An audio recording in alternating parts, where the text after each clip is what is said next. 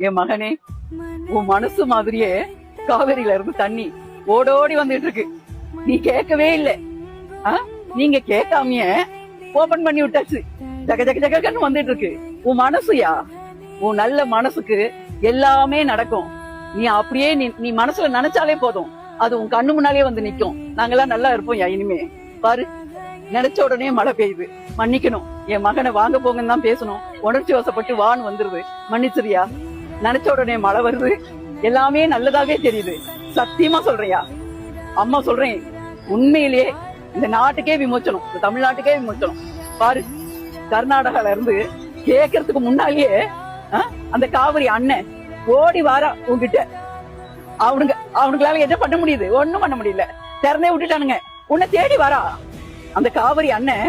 உன்னை பாக்குறதுக்காக தேடி ஓடி வரா. இதுதான் உண்மையா?